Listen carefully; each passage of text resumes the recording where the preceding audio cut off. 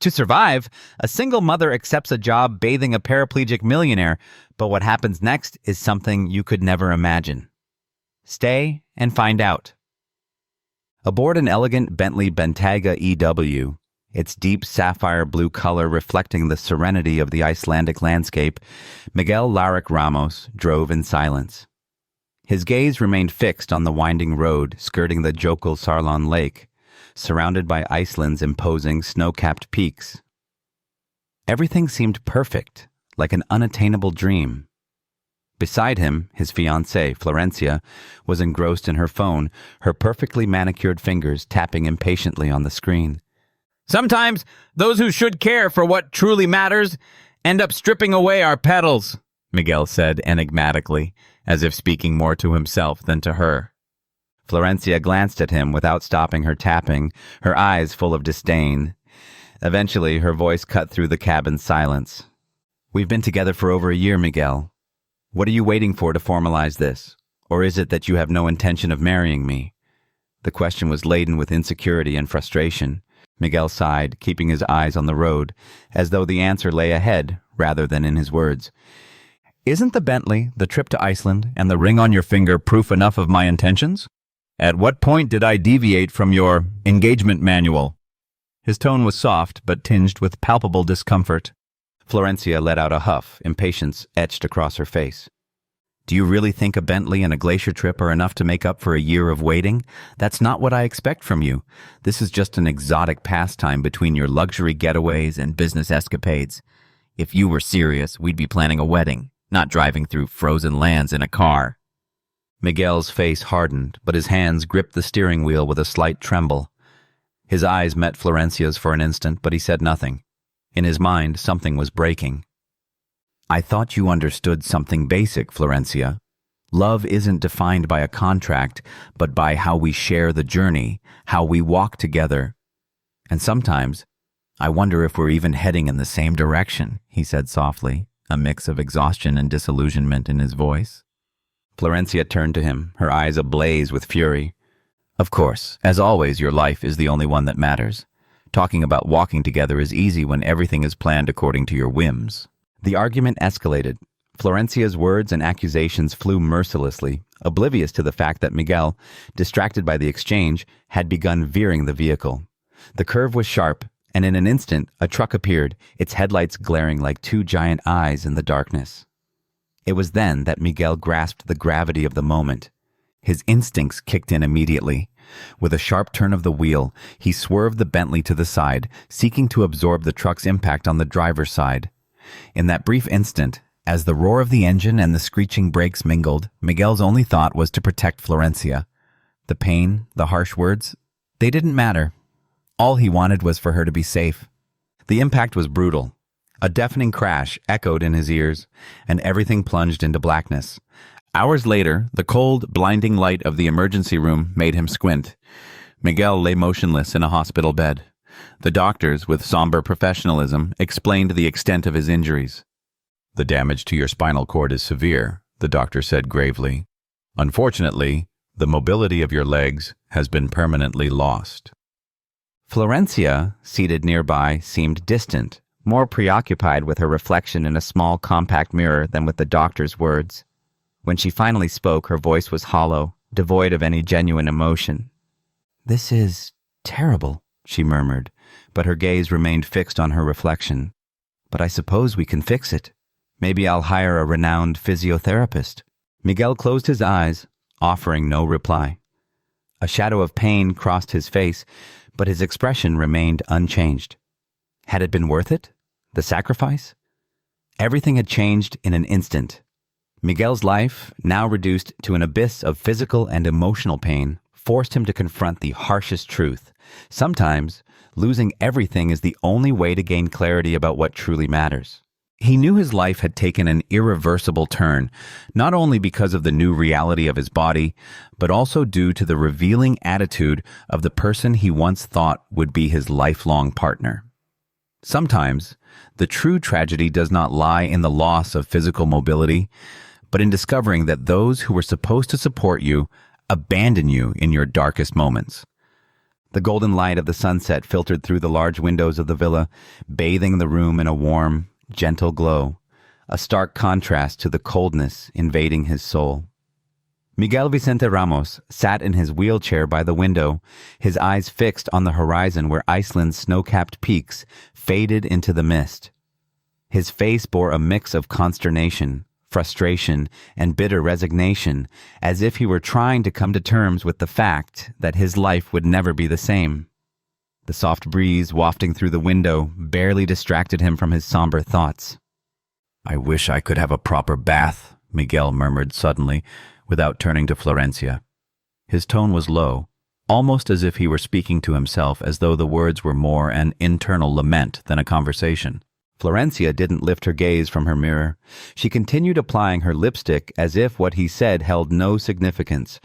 With calculated indifference, she responded, "Don't worry, I've hired a woman who will come to help you with everything."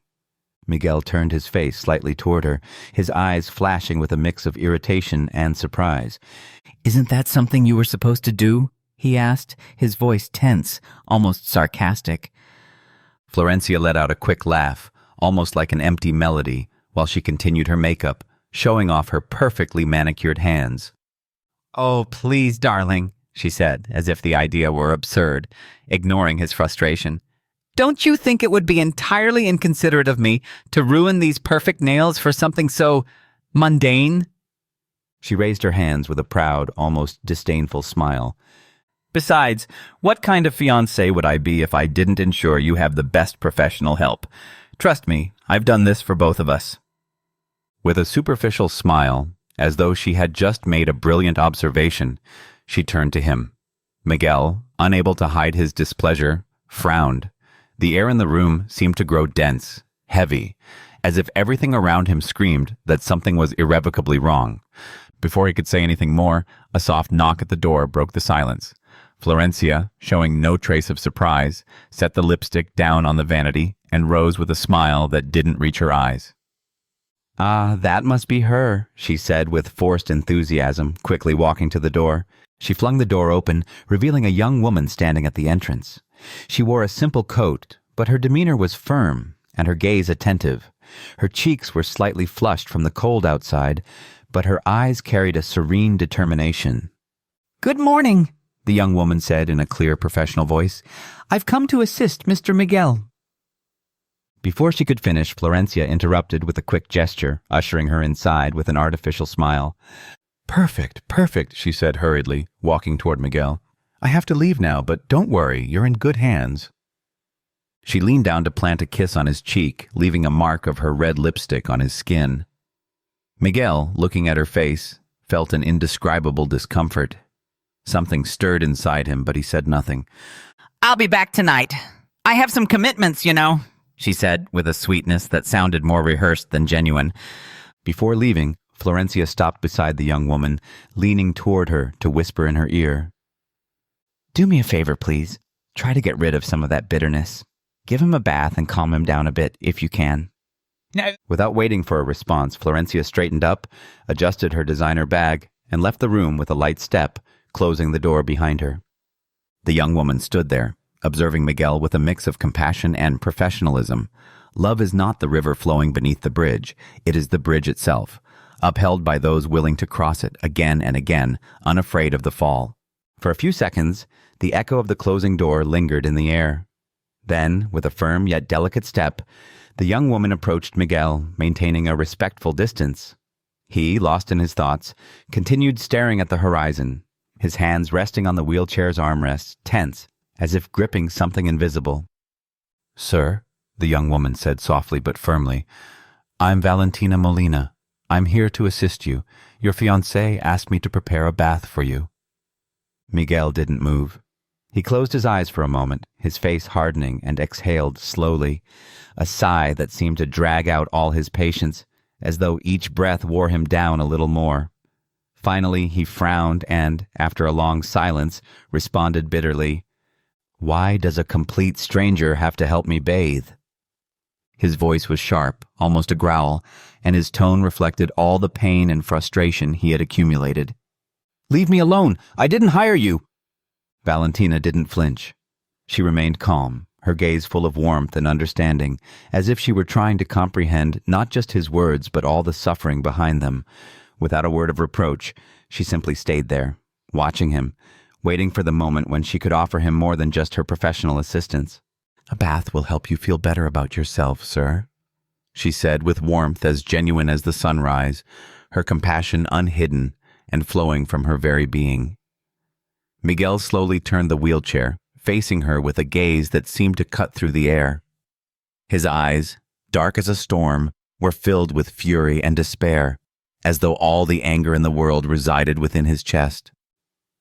"Nothing will make me feel better about myself," he exclaimed, his voice breaking into a choked cry. "Don't you see? I can't walk. I'm a broken man, trapped in this damned chair." The room fell into a heavy silence, broken only by the whisper of the wind slipping through the window, as if nature itself sought to calm the internal storm that shook his soul. Valentina did not avert her gaze for a second. After a brief pause, she stepped closer to him, her calmness seemingly defying the anguish that hung in the air. This time, her voice was softer, almost a whisper, yet every word pierced through the bitterness Miguel had built around himself for so long. The soul is tested in the stillness of suffering, she thought as she watched him. And this man, in his pain, was beginning to crumble, even if he did not realize it yet. His eyes, once so full of fury, began to soften, and his rigid posture started to give way, as though, for a fleeting moment, he had found a sliver of peace amidst the chaos. "All right," he finally said, his voice almost drained of strength, filled with resignation. "Prepare the bath for me, please." Valentina smiled, but it was not a triumphant smile. It was calm. The kind of smile one offers when opening a door in the midst of darkness. Without another word, she headed to the bathroom, leaving him alone with his thoughts.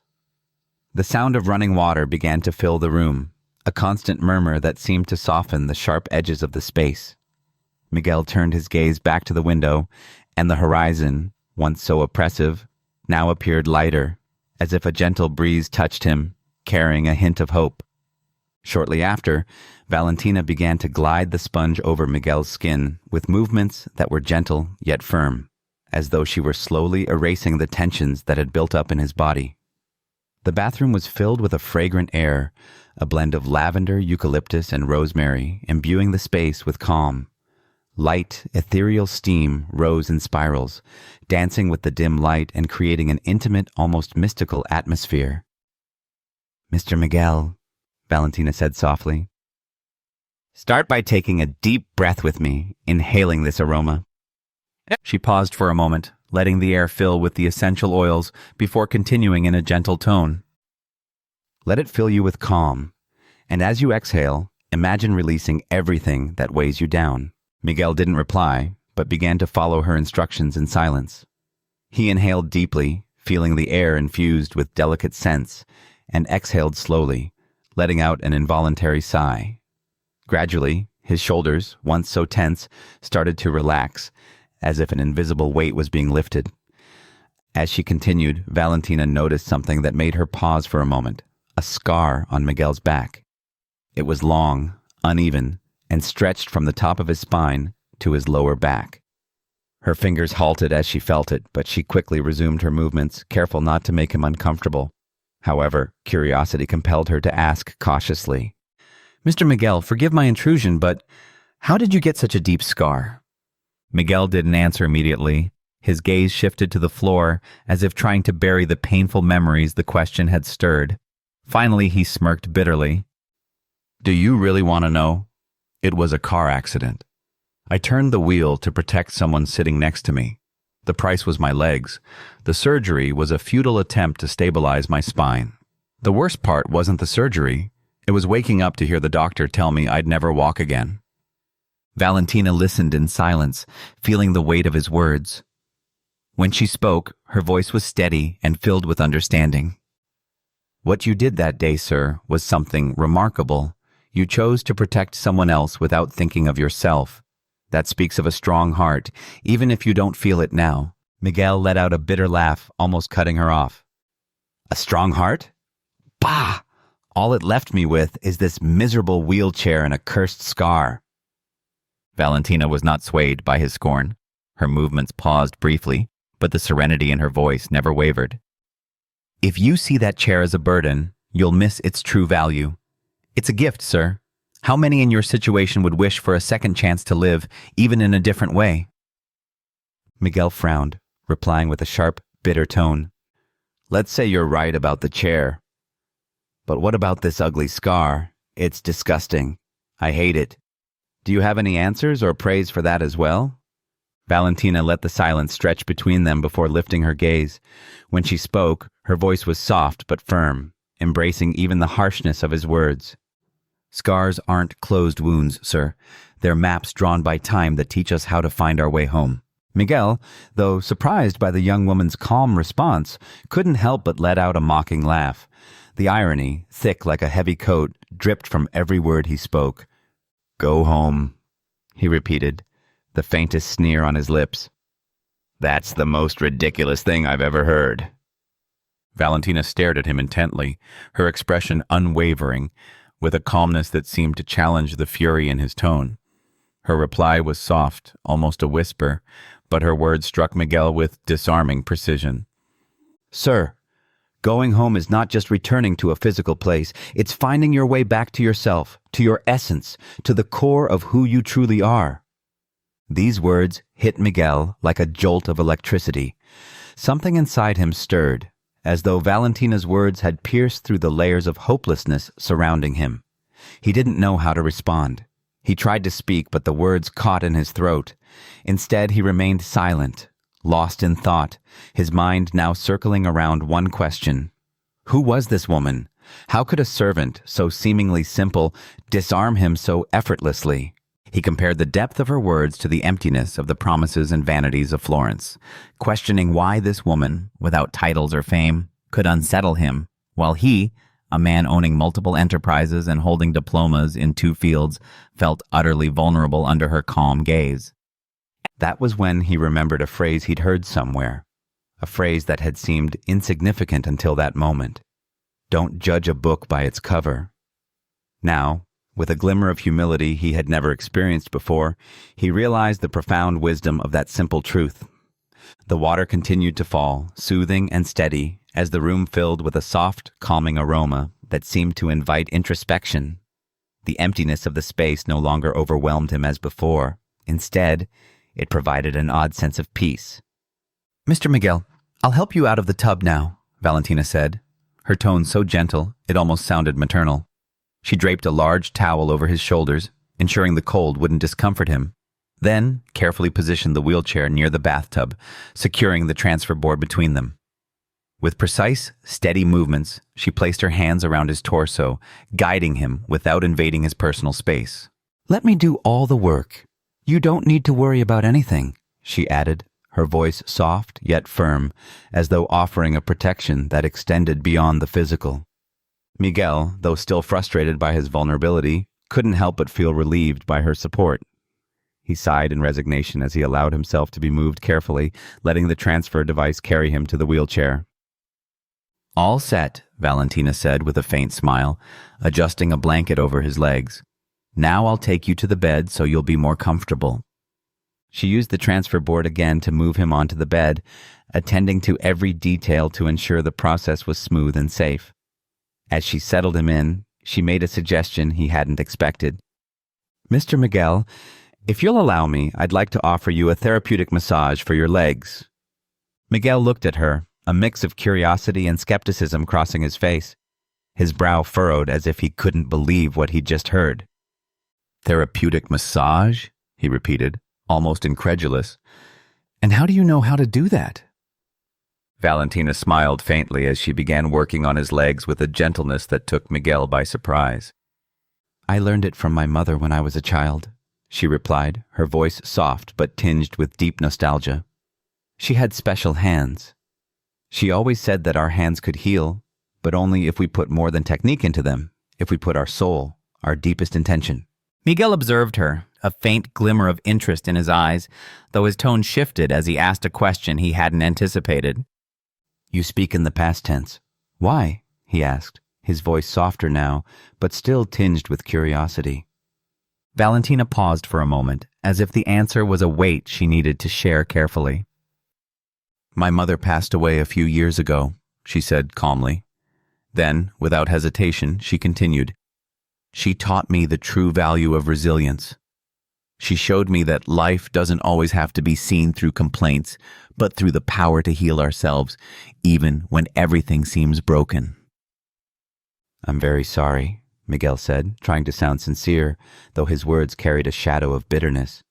"But surely she wasn't in a wheelchair when she taught you that." "Bah!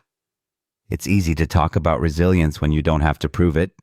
Valentina, though she caught the harshness of his words, didn't react with bitterness. Her tone remained steady, as though her soul was at peace with Miguel's suffering. "She spoke through her hands, sir. That was her resilience." Miguel looked up, puzzled, not fully understanding what she meant. "What do you mean by that?" he asked, frowning. Valentina paused her massage for a moment, letting silence fill the space between them. Then, with profound calmness, she explained. "My mother was blind." Miguel's face tensed immediately. A wave of shame washed over him, leaving him speechless. He wanted to look away, but he couldn't. The echo of his earlier cruel, disdainful words reverberated in his mind with painful clarity. Finally, he pressed his lips together, unable to hold Valentina's gaze. His pride crumbled under the weight of her revelation. "I'm sorry, Valentina," he murmured, almost inaudibly. "I'm a fool in every sense. But tell me, what can one do when life breaks you?" Valentina, without saying another word, let out a faint sigh, as if trying to ease the heaviness in the air. She continued the massage, her touch even gentler now, seeking not only to relieve the body but to heal something deeper in Miguel. And in her mind, her mother's voice echoed like a distant memory, saying, "When life breaks you, remember, the water doesn't flow over smooth rocks, but through the cracks." For the first time in a long while, Miguel felt a lump in his throat. But this time, it wasn't anger or frustration. It was a more human pain, something deeper and more real that touched his soul. For years, he had been impervious to emotions, forging a shell so solid that he felt disconnected from the world. However, Valentina's words, her simplicity, and the calm that surrounded her began to pierce through that shell. Definitely, he thought to himself, never judge a book by its cover. This humble woman, without any titles or recognition, seems to surpass everything I thought I knew about life. As Valentina continued her task in silence, Miguel found himself caught in a whirlwind of unfamiliar feelings. It was as if he were floating in a space between the rational and the emotional, between what he had always known and what he was just beginning to understand. For a moment, he thought he had lost control of himself, that the emotions he usually kept at bay were suddenly overflowing without warning. It was at that precise moment, like an unexpected break in the silence, that Miguel spoke with a trembling voice. "Wait," he murmured, incredulous, unable to believe what he was feeling. "I think I felt something." Valentina looked up, but her hands continued moving with the same gentle precision. Her expression carried a mixture of calm and subtle emotion. "What did you feel, sir?" she asked, her voice soft but tinged with delicate curiosity. "A tingling," Miguel replied, furrowing his brow as he tried to identify the sensation in his right leg. "Barely anything, but it's there." A faint smile appeared on Valentina's lips, but her expression remained serene and focused. She didn't let herself get swept away by the moment, knowing she needed to guide Miguel with patience. "I don't know if I have the strength to wait for more miracles," Miguel whispered, his voice heavy with uncertainty and a trace of despair. Without hesitation, Valentina gently took his hand, her touch a simple gesture of support. "You don't need to wait for miracles, sir," she said calmly. "You can be your own miracle, but you have to start believing in yourself." She let her words linger in the air before leaning toward him with a warm yet determined gaze. "With your permission, I'd like to try something," she added softly, her tone so full of intent that Miguel couldn't help but feel a slight unease. He looked at her skeptically, but something in her demeanor disarmed him. After a moment of doubt, he sighed deeply and murmured, "Do whatever you want, though I don't think it'll help much." Valentina smiled faintly, unbothered by his response. With measured and precise movements, she stood and began searching the room for something with a soft texture for what she had in mind. After a few moments, she found a decorative feather. She also fetched a small damp towel and a bowl of warm water. "My mother was an expert in these things, though she never learned it at a university," she said as she prepared. "She was self-taught, but her love for physical therapy was infinite. She always said that the body could be taught to remember what it had forgotten, but only if we spoke to it in the right language." Miguel raised an eyebrow, a mixture of skepticism and unanticipated curiosity on his face. "The body," he repeated with a hint of irony. "And how do you do that?" Valentina met his gaze with unwavering calm, unshaken by his doubts. "With patience and faith, sir," she replied confidently. "Patience to listen to what the body needs, and faith to believe it can respond." She leaned toward his immobile legs with absolute delicacy, tracing the feather over his skin from his ankle to his knee. Miguel watched in silence, feeling uncomfortable and confused, unsure how to react. The lines the feather drew were almost imperceptible, like a whisper on his skin, but every time Valentina paused, her eyes met his with a calmness that seemed to invite him to let go of his disbelief. "Do you feel anything, sir?" Valentina asked, her voice soft, yet filled with intense focus. Miguel shook his head but said nothing more. Something in the tranquility of Valentina's movements disarmed him, making it impossible for him to respond with sarcasm.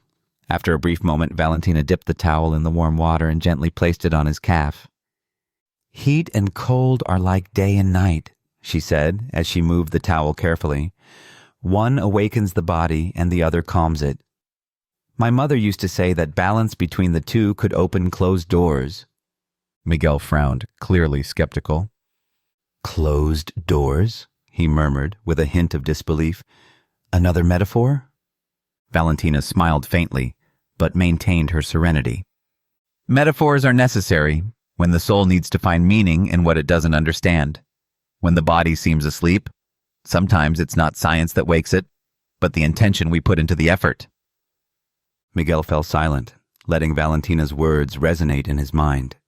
He felt a slight sensation in his leg, so subtle that he couldn't decide if it was real or just his imagination. But when Valentina took a small bowl of essential oils and rubbed them into her palms, the calming rhythm of her movements was something he couldn't ignore. "The body and the soul are connected, sir," she said as she gently massaged the sole of his foot. "When one heals, so does the other." Suddenly, Miguel leaned forward, his brow furrowing in surprise. Wait a moment." His voice trembled slightly. I think I feel something."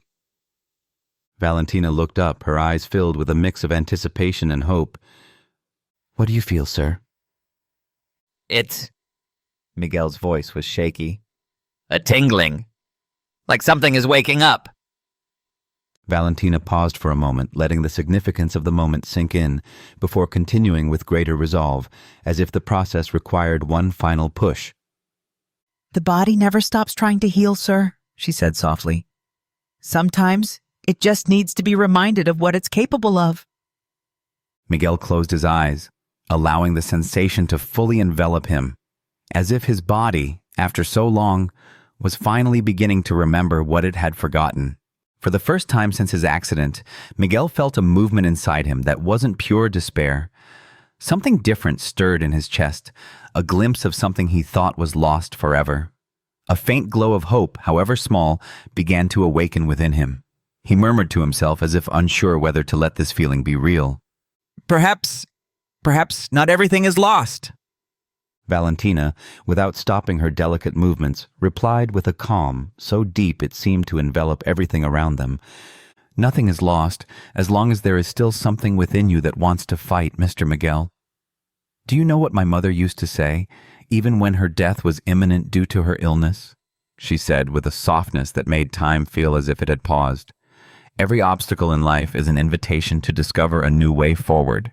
My mother believed that even death, in its wisdom, is simply a door that nature opens to allow us to begin again."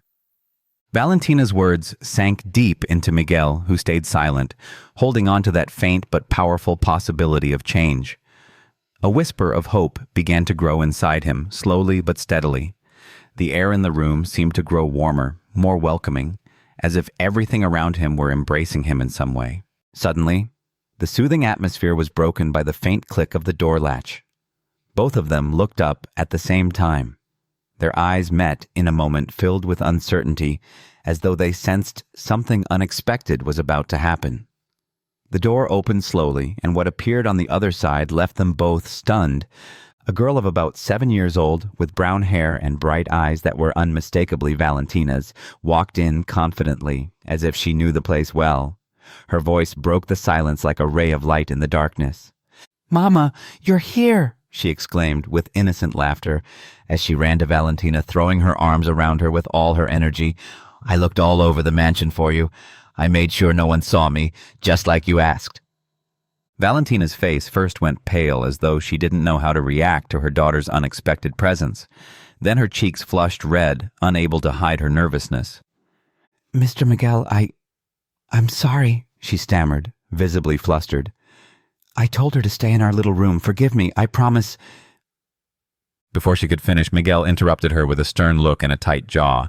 His voice was sharp, almost cutting. "My fiancé despises children, and in my condition I doubt I could tolerate them either." The girl, oblivious to the tense situation, looked up at her mother with innocent curiosity and asked, "Can I play at being a physical therapist? That's what I want to be when I grow up." "No, Alicia, you can't. Not here." Valentina tried to stop her, but her trembling voice sounded more like a plea than a command. Little Alicia, however, paid no attention. With small, determined hands, she took the oil her mother had been using and rubbed it into her own hands. Then, with unwavering determination, she approached Miguel, who watched her in silence, unsure whether to stop her or let her continue. Looking directly into his eyes with a radiant smile, she said, "I'll help too," she exclaimed enthusiastically, her eyes filled with innocence and resolve. "I want to help." At that moment, something deep and unfamiliar within Miguel began to crack. The hardness he had built over the years, like an impenetrable shield, started to crumble in the face of the little girl's innocence and courage. It felt as though his heart, frozen for so long, was beginning to thaw. He swallowed hard, but before he could react, Valentina intervened again, her voice hurried. "Alicia, please, stop! We can't—" Miguel raised his hand firmly, cutting her off. "You brought your daughter into this house without telling me, without asking permission?" he asked, his tone less severe than before but still tinged with disbelief. Valentina lowered her head, murmuring apologies, but before she could say more, the girl spoke up, unaware of the tension in the room. "What happened to your legs, mister?" she asked with genuine curiosity, leaning to look at his motionless feet. Then, with a sweet smile that left Miguel speechless, she added, "My mama says that what we lack in one place, life makes up for in another, and that makes us more special. Your legs are just trying to find their own way to be special." The silence that followed those words was so profound, it seemed as if even the wind outside the window had stopped. Miguel felt a lump in his throat. He closed his eyes for a moment, as if trying to shield himself from the emotions those innocent words stirred within him. When he opened them again, he saw Valentina trying to gently lead the girl out of the room, clearly embarrassed. "I'm sorry, Mr. Miguel. I'll take her out immediately," she said, her tone full of shame. "Let her stay," Miguel exclaimed, his voice filled with such force that both Valentina and Alicia froze. Then, in a softer tone, he continued, "She is welcome here, as are you. In fact, show her how to do it properly so her little hands can help me achieve a miracle. Surely a soul like hers is heard by the angels more than one like mine." Valentina's eyes filled with tears she could barely hold back, as little Alicia jumped with joy. "Thank you, mister," the girl shouted, laughing as she ran to him with enthusiasm. "I'll help your legs be special." Without waiting for further instructions, she began to give small, clumsy but earnest massages on Miguel's feet, her smile lighting up the room and leaving behind all the pain and sadness that had marked his life. Miguel, who had forgotten what it felt like to smile, experienced a strange but comforting sensation. The corners of his lips curved upward ever so slightly, a gesture so faint he hadn't allowed it in years. The image reflected in the nearby mirror surprised him, as if he couldn't recognize that small spark of humanity that had appeared on his face. For the first time in a long while, he allowed that tiny flame of hope to ignite within him, like a breath of fresh air after a long drought. The afternoon progressed in a silence heavy with unspoken emotions. Valentina, with firm yet gentle movements, worked on one of Miguel's legs, focused and attentive to every gesture. Meanwhile, little Alicia, humming an island melody that seemed drawn from a distant corner of the world, busily tended to his other foot with boundless and pure energy. The golden light of the sunset filtered softly through the windows, bathing the room in warm tones that contrasted with the coldness and harshness of the circumstances that had brought them all to this moment. Amid this atmosphere, Miguel found himself lost in thought, absorbed by the presence of Valentina and her daughter. Without realizing it, he broke the silence with a direct question, one he had kept inside for a long time, but had never dared to ask. "Are you married, then?" Valentina, without breaking the rhythm of her movements, glanced up at him briefly, her gaze calm and serene, as if she were accustomed to such questions, yet always responded with the same respect. "I'm a single mother." Miguel tilted his head, trying to piece together a puzzle he couldn't quite understand. His mind, full of uncertainty, struggled to accept such a simple truth. I don't understand. The child's father must have passed away. Valentina let out a barely audible sigh, but her hands continued working steadily, without hesitation. The child, oblivious to the conversation, kept singing, immersed in her own world of joy and simplicity. He's not dead. He just left as soon as he found out I was pregnant. She paused, glancing at Miguel briefly before adding, Why would you assume he couldn't still be alive? Miguel let out a bitter laugh, which quickly dissolved into a resigned sigh. He shook his head slightly, as if he had already lived through a lifetime of pain and disappointments. It's simple, Valentina. Only a man who's out of his mind or dead could walk away from someone as wonderful as you. Valentina blinked, surprised by his response. She had never expected such words, and a slight blush crept up her cheeks, something she couldn't hide despite her efforts.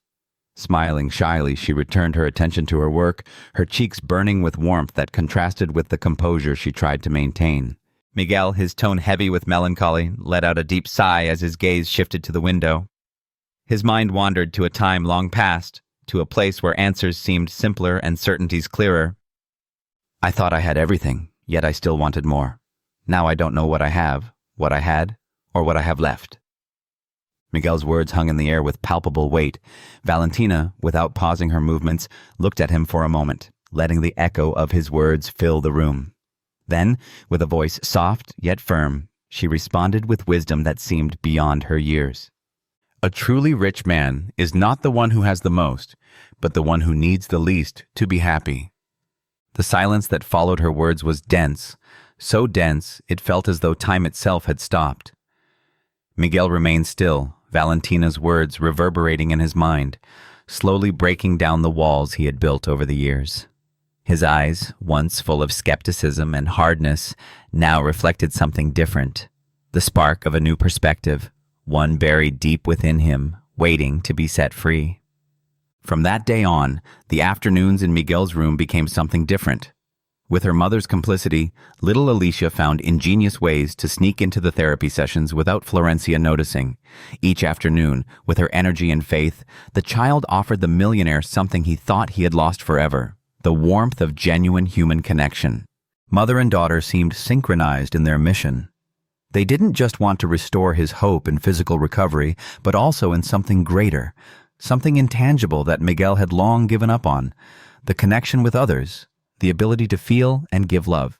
Meanwhile, Florencia, completely unaware of the dynamic that had formed, spent most of her time away from the mansion, arriving late and avoiding any interaction with Miguel. Her indifference, more than anything else, became the crack that revealed the irreconcilable differences between the two worlds coexisting under the same roof. Afternoon after afternoon, as Valentina and Alicia worked together, Miguel began to experience a new sensation. A tingling in his legs, so subtle at first that he wasn't even sure it was real. However, with each massage, with each enthusiastic and childlike touch from Alicia, those sensations grew stronger. Sometimes it seemed as if his feet moved, just a millimeter, but it was real. A movement he had never felt before. It wasn't just the massages, but an integral approach that Valentina, self-taught yet intuitive, applied with dedication. She alternated heat and cold in a meditative pattern she claimed to have learned by observing her mother. She also encouraged Miguel to imagine his legs moving, convinced that the mind could be a powerful tool to reconnect the body and soul. "There it is again," Miguel murmured softly, almost afraid to say it out loud. His eyes sought Valentina's, who watched him with a calmness that seemed to encompass the entire room. She reassured him with a gentle smile. "Your body is responding, Mr. Miguel. It just needs time and perseverance." Little Alicia, full of energy and without fully grasping the gravity of the moment, exclaimed with overwhelming joy, as if it were the most natural thing in the world, "Mama, his legs are waking up, just like when I don't want to get up for school, but you make me get up anyway." Miguel let out an unexpected laugh, soft like the sensations he was beginning to perceive, yet growing more intense despite their subtlety. Sometimes, as Valentina's hands worked with precision and Alicia's small palms applied clumsy but intentional touches, Miguel closed his eyes, feeling that something, perhaps not everything, was still yet to come. A glimpse of something new whispered that maybe not all was lost, that a possibility, however remote, still remained. "Is it possible?" he asked occasionally, more to himself than to them, as he looked at his motionless legs, as if the answers to all his questions lay there in the silence. "Anything is possible, Mr. Miguel," Valentina replied, her serene tone carrying a deep confidence. "The body's limits aren't in its wounds, but in the chains we place on it with our minds." Each passing afternoon, it seemed not only that his muscles were responding more consistently, but that his heart was also beginning to open.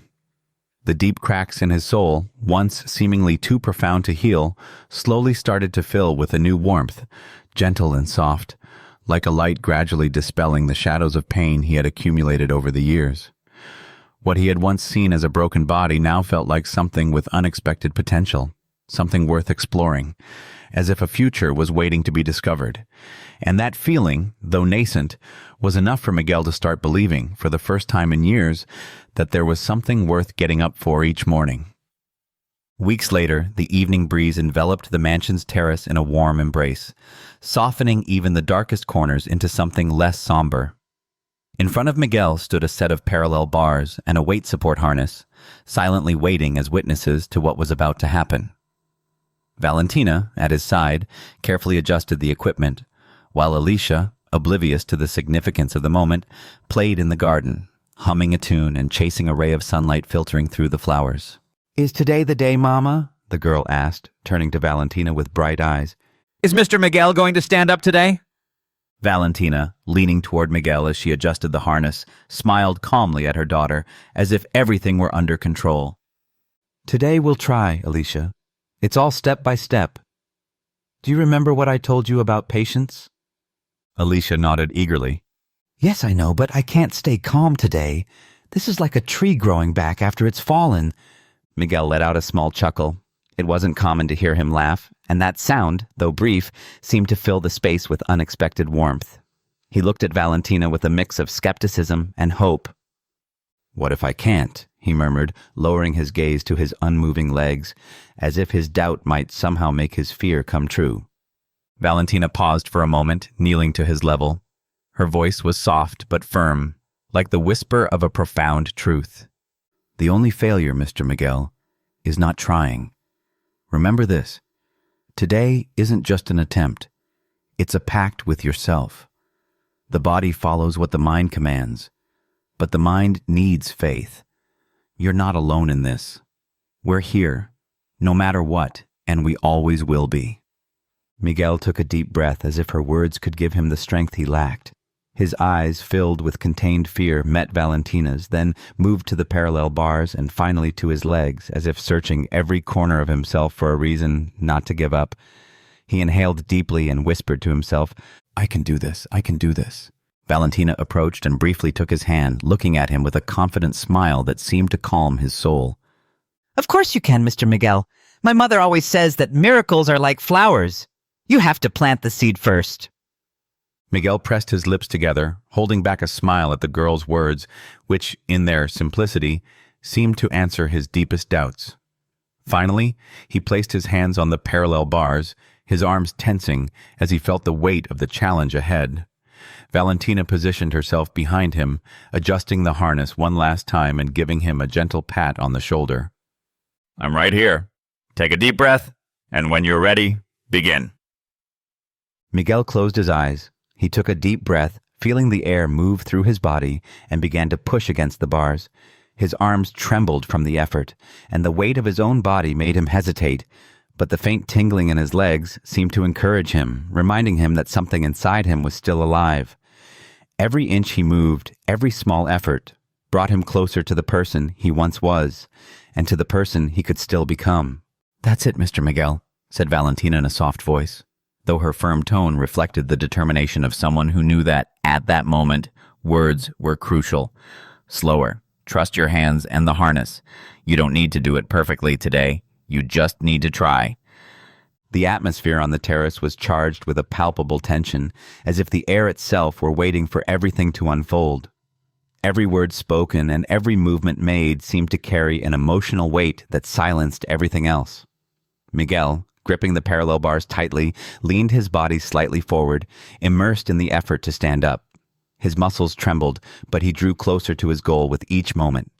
Then the door burst open abruptly, and Florencia stormed in, freezing the scene in an uncomfortable and hostile instant. "What is going on here?" Florencia exclaimed, her voice filled with disbelief and fury as she crossed the terrace with firm, determined steps. "What is this nonsense, and what is that child doing here?" Her voice thundered through the air like a clap of lightning, shattering the silence. Little Alicia, who had been clasping her hands together in encouragement, stepped back slightly, frightened by the woman's anger. Valentina, visibly nervous, quickly stood and turned toward Florencia, attempting to explain what was happening. "Mrs. Florencia, this is my daughter, Alicia. I'm sorry for bringing her here. It won't happen again. And as for what you see, it's not nonsense," she added, her tone controlled but firm. "We've been working to help Mr. Miguel stand up from the chair, which is the first step toward walking again." Florencia let out a laugh that echoed across the terrace, a sound as sharp as the harshness of her words. Although Miguel remained silent, his jaw clenched and his eyes avoiding hers, Florencia seemed oblivious to his discomfort. "A mere servant who comes here to clean you, bathe you, and take care of your dependency, pretending to know more than the diagnoses of eminent specialists." She laughed again, this time with an even more cutting tone. Miguel didn't move a muscle, though his hands trembled slightly on the parallel bars. It was unclear whether it was due to the physical effort or his restrained anger. Florencia, seeing no response from him, stepped closer as if to invade his space and that of the others.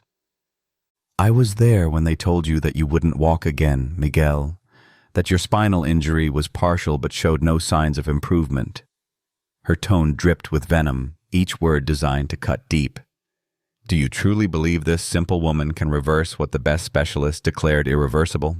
Valentina tried to stay calm, knowing that any impulsive response would only fuel Florencia's fury. "Please, Mrs. Florencia, we're in the middle of a therapeutic procedure. You shouldn't undermine his self-confidence. That's the most important thing. His faith in himself is essential to—" "Faith?" Florencia interrupted with a shout that resonated louder than any argument. "Do you really think you can play at being a therapist?" Her eyes pierced Valentina with contempt. "Where are your medical credentials? You're nothing but a simple maid who scrubs his back and tends to his ugly scar," she said with a mix of mockery and disdain, filling the air with a tense silence. It was then that Alicia, unable to hold back the tears in her eyes, stepped forward and, with a voice trembling but determined, said, "Ma'am, don't speak to my mom like that." The girl's bravery caused a brief silence, but Florencia broke it with even more contempt in her voice. "Don't worry, little one. I won't speak to your mother like that anymore because she won't be working here any longer," she said, stepping closer to Valentina and leaning slightly to look her in the eye. "I despise disobedience, and I never gave your mother permission to do anything for my fiancé beyond bathing him and dirtying her hands with his personal care. That's the job of a humble woman with short nails, not an elegant lady with magnificent nails like mine, which must remain flawless." Valentina took a deep breath, struggling to maintain her composure as she held Alicia close, the child now crying silently against her waist. Miguel remained silent, his knuckles white as he gripped the parallel bars, channeling all his frustration into that act of restraint, his eyes full of disdain. "And you?" Florencia said, her tone acidic and cutting like a drill. "Aren't you ashamed, Miguel? With all your degrees and intellectual achievements, listening to the nonsense of a mere servant? Do you really think she knows more than science?"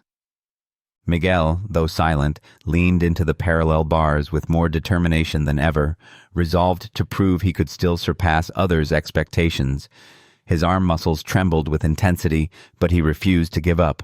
Finally, with one last effort, Miguel managed to stand, his legs supported by the harness and his hands firmly gripping the bars. His chest rose and fell rapidly, but his face reflected more than exhaustion. It radiated a spark of pride. Seeing her father's effort, Alicia, tears streaming down her face, couldn't help but shout with excitement.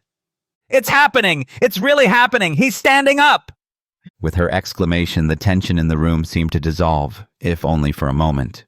Miguel remained standing, breathing heavily, but with a look of determination that made every effort worthwhile.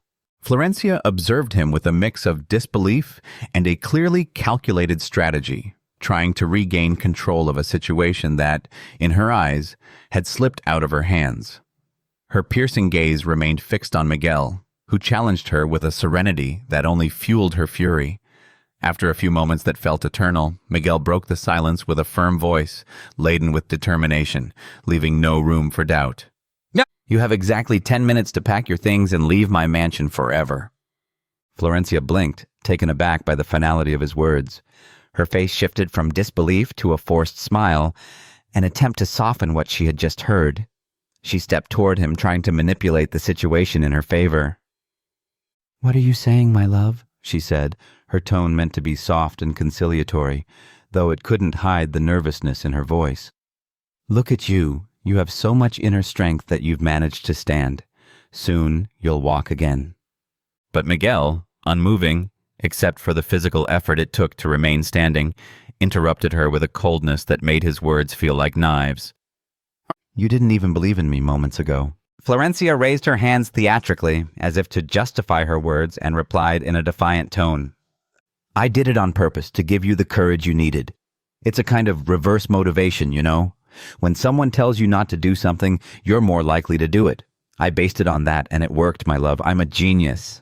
With a nervous laugh, she tried to embrace him, but Miguel remained as immovable as a rock. His gaze was as cold as ice, an ocean of disdain and emotional exhaustion. Every muscle in his body was tense, but his face reflected a peace Florencia couldn't comprehend. Valentina, tears shining in her eyes, stayed silent, caught between disbelief and the joy of seeing Miguel standing for the first time.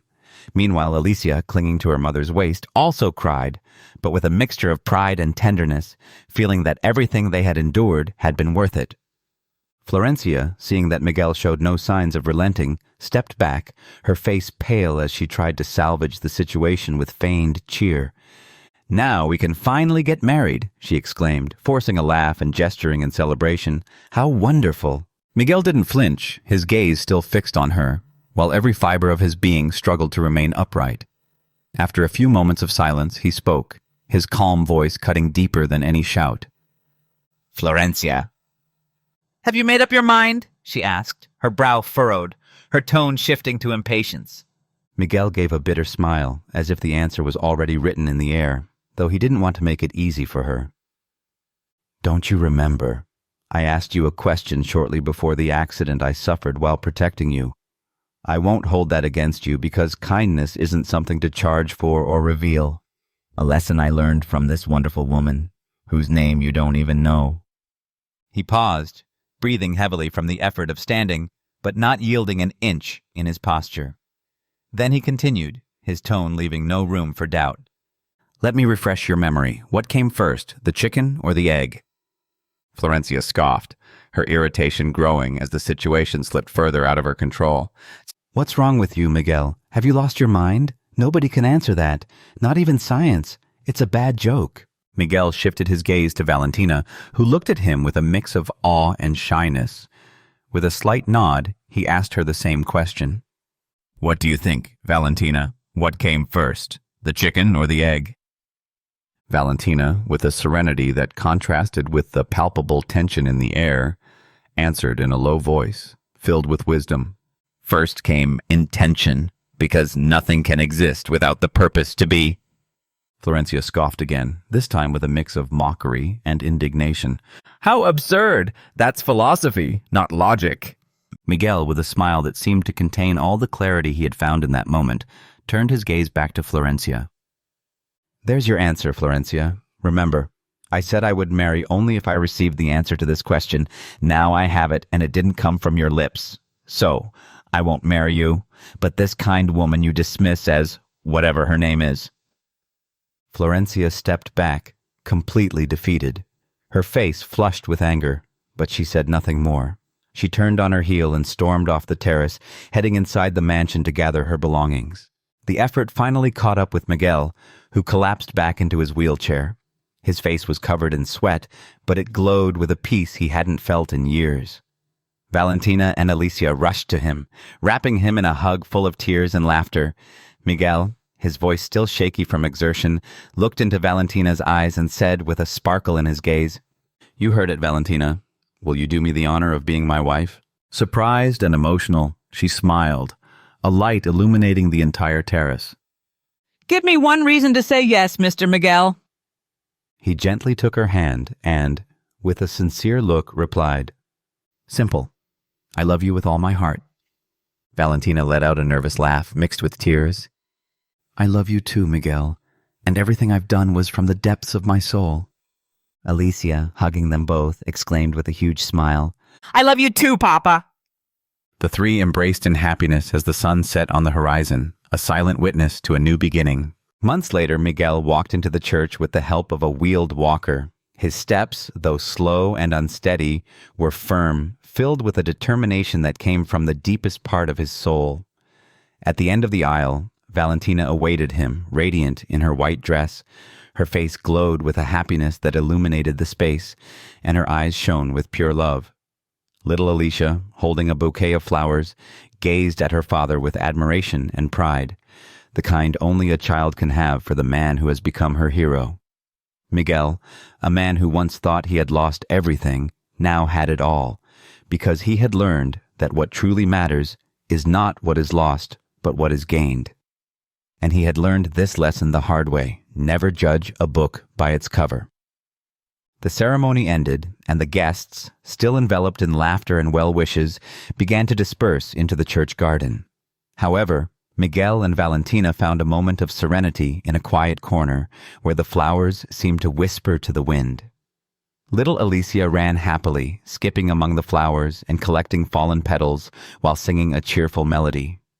Miguel, one hand resting on the walker and the other intertwined with Valentina's, watched his daughter, his face softened by a smile full of love and gratitude. "You know," Miguel said, his voice soft but filled with emotion, "before I met you, I thought my life had been reduced to ruins. I didn't understand that sometimes those who should care for our garden are the ones who uproot its flowers. But you, Valentina, you not only planted new flowers in my life, but also helped heal the roots." Valentina looked at him intently, her eyes brimming with tears, though her face was illuminated by a smile of infinite tenderness. "Roots may not be visible, but they are what give strength to the tree," she replied, her voice soft yet imbued with profound wisdom. "And you, Miguel, are that tree. Today, it's not just you blooming. We bloom together, as a family." They remained silent, watching Alicia run back to them with an improvised bouquet of fallen petals, a creation of love and simplicity. As she handed it to Miguel, the little girl exclaimed with overwhelming joy, "Papa, look! The garden is giving us flowers again!" Miguel took the bouquet with a trembling hand, though this time not from weakness but from the magnitude of what he felt, from what he had lived and what he had found. He looked at Valentina, then at Alicia, and finally at the sky, as if it were all a sign meant for him. "Yes," he murmured, holding the petals in his hand with reverent care. "Now I know that when we are cared for with love, even scars can bloom." The wind blew gently around them, as if nature itself confirmed his words, carrying the echo of their feelings away. The family embraced, surrounded by the warmth of the sun as it began to set beyond the horizon. It was the beginning of a new chapter, filled with hope, love, and fresh starts. Dear listener, if you've made it this far, it's because you have an open heart and a mind ready to learn from the lessons stories offer. Strength lies not in avoiding falls, but in rising again, even when it feels impossible. Love doesn't promise perfection, but offers support through sincerity, not empty words. Miracles often come from transforming wounds into new beginnings, reminding us that every small step matters.